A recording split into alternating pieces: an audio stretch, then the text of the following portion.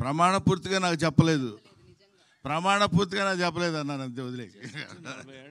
Hello, అందరికీ నా హృదయపూర్వకమైన నమస్కారాలు. సహకుటుంబానాం అంటే మన కుటుంబ సభ్యులందరికీ నా హృదయపూర్వకమైన నమస్కారాలు, పాదాభివందనాలు తెలియజేస్తున్నాను. కొంచెం ఎక్స్ట్రాగా ఉన్నట్టుంది కదా డైలాగు, అయినా ఇక్కడ చెప్పాల్సిన అవసరం ఉంది కాబట్టి చెప్తున్నాను. ముఖ్యంగా ఈ సినిమాకి దర్శకుడు ఉదయించే శర్మ. ఇతను చాలా ఒబిడియంట్గా ఉంటాడు. నిజంగా ఇంత ఒబిడియంట్గా ఉంటాడేమో అనుకుంటాం మనం. సెట్లో అలా ఉండడు. సెట్లో తనకేంది కావాలో అది వచ్చే వరకు పిండుకుని వాళ్ళ చేత యాక్ట్ చేయించేటువంటి ఒక అప్కమింగ్ అద్భుతమైన దర్శకుడు. ఇతని గురించి తర్వాత మాట్లాడుకుందాం. సినిమా హిట్ అయిన తర్వాత మాట్లాడదాం. అక్కడి నుంచి ఇట్లా తొంగి చూస్తుంటాడు. మరి ఇతని దగ్గర ఏ పవర్ ఉందో తెలియదు కానీ నో, ఈసారి మనం అసలు ఎవరు చెప్పినా వినకూడదు అనుకునేవాడు కూడా అంతెత్తు అలా చూసేవాడు. అలా అలా అలా చూసి చిన్న మెళ్ళు తాడేస్తే వెనకాల పడి వెళ్ళిపోతుంటాం అనమాట. అలా ఇంతమంది ఆర్టిస్టుల్ని, ముఖ్యంగా ఒక లెజెండరీ ఆర్టిస్ట్, చాలామందికి యాక్టింగ్ అంటే ఏంటో చెప్పి నేర్పించినటువంటి మా గురువు గారు రాజేంద్ర ప్రసాద్ గారు. ఈయన అటువంటి నటుల చేత కూడా కావలసిన పద్ధతిలో చేయించుకున్నటువంటి దర్శకులు ఉదయ్ శర్మ, మహాదేవ్ గౌడ్ గారు. దీనికి ఆయన వచ్చారా? మీరేగా.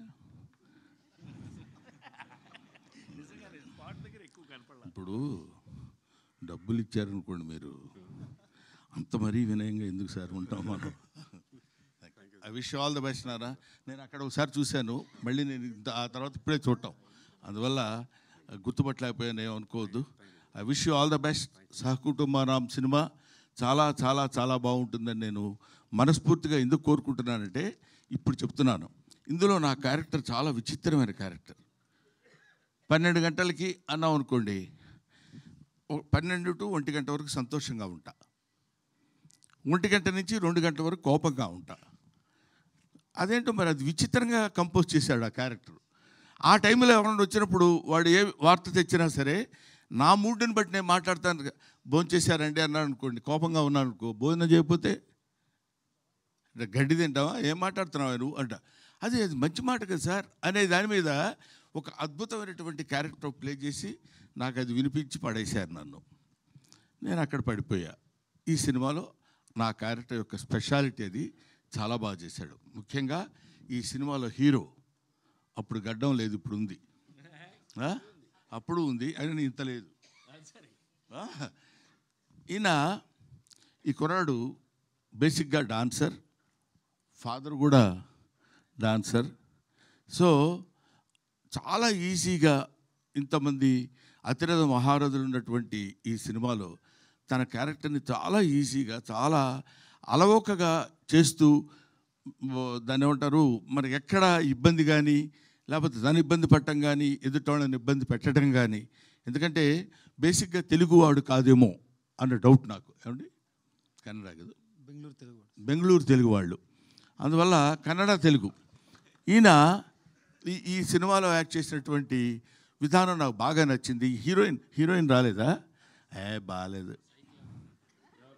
అదే. అందువల్ల హీరోయిన్ ఈయన ఇద్దరు కలిసి ఉన్నటువంటి సీన్స్లో నేను యాక్ట్ చేశాను. నాకు చాలా ముచ్చటగా అనిపించింది. ఈ సినిమా డెఫినెట్గా హిట్ కావాలి, హిట్ అయి తీరుతుందని నేను మనస్ఫూర్తిగా కోరుకుంటున్నాను.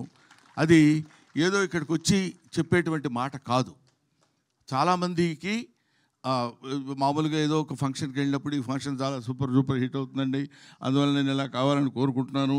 అందువల్ల మీ అందరికీ నేను చెప్పేది ఏంటంటే, ఇది మామూలు రొటీన్. కానీ ఇది ఈ సినిమా నేను చూసినప్పుడు, ఇంతకుముందు ఉత్సవం అనే ఒక సినిమా చూపించాడు ఎవరో మిస్టర్ అర్జున్ సాయి.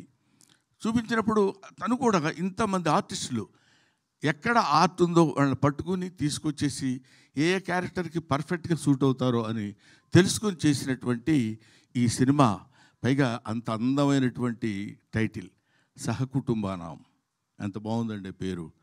ఎంతకాలం అయింది ఇట్లాంటి పేరు విని అనే ఆలోచన కూడా కలిగించే విధంగా అద్భుతమైనటువంటి సినిమాను నిర్మించిన నిర్మాతలకి, దర్శకులకి, నటీనటులకి నా హృదయపూర్వకమైన నమస్కారాలు తెలియజేసుకుంటూ ఈ సినిమాని మంచి విజయం సాధించే దిశగా మీరు తీసుకెళ్లాలని మిమ్మల్ని కోరుకుంటున్నాను, ప్రేక్షక మహాశయుల్ని కోరుకుంటున్నాను.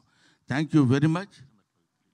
ఏమండి, అది నాకు సంబంధం లేదు. చేయకపోతే మీరు చేస్తే ముందే చేస్తే, కాబట్టి అది మీరు చెప్పండి అమ్మా.